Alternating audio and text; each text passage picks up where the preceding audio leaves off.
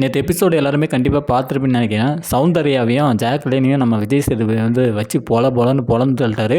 அவங்க 2 பேர்த்த மட்டும் இல்லாமல் அந்த கோவா கேங்கில் இருக்கக்கூடிய மொத்தம் 5 பேர்த்தையும் வந்து உட்கார வச்சு தரமாக நம்ம விஜய் சேதுபதி செஞ்சு விட்ட அந்த விஷயத்தை நம்மளால் வந்து பார்க்க முடியுது.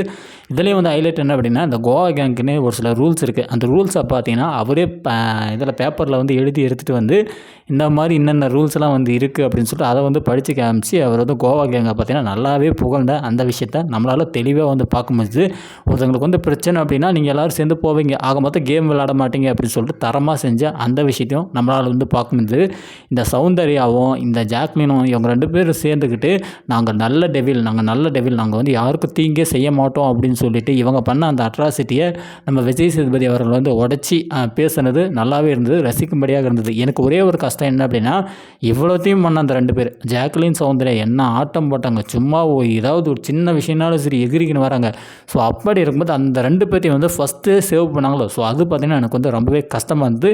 அதே மாதிரி ஒரு விஷயத்தை வந்து விஜய் சேதுபதி நல்லா டீப்பாக வந்து பேசியிருக்கலாம். என்ன அப்படின்னா, ரஞ்சித் மேலே வந்து இவங்க ஜாக்லின் வந்து ஒரு விமர்சனத்தை வந்து வச்சுருப்பாங்க. நான் வந்து அப்பா மாதிரி பார்த்தேன், நீங்கள் வந்து இந்த மாதிரி பண்ணிட்டீங்க, அப்பா மாதிரி பார்த்தேன் அப்படின்னு சொல்லிட்டு ஒரு வார்த்தையை வந்து சொல்லி இவங்க ரஞ்சித்தை பார்த்தீங்கன்னா வந்து பேசியிருப்பாங்க. ஸோ அந்த ஒரு விஷயத்தை அவர் வந்து எடுத்து பேசியிருக்கலாம்.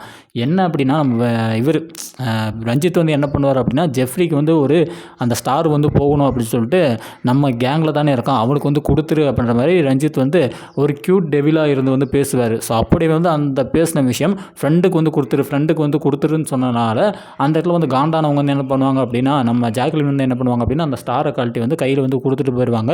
நான் உங்களை அப்பா மாதிரி பார்த்தேன் அப்படின்னு சொல்லிட்டு அந்த ஒரு வார்த்தையை அழுத்தி சொல்லுவாங்க. ஸோ இந்த ஒரு வார்த்தை எதுக்கு நீ வந்து யூஸ் பண்ண?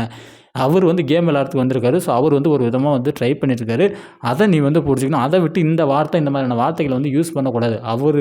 நீ அவரை இந்த மாதிரி வந்து சொல்லியிருக்க அப்படின்னா, ஸோ அந்த இன்டென்ஷனே வந்து வேறு மாதிரி வந்து போகுது.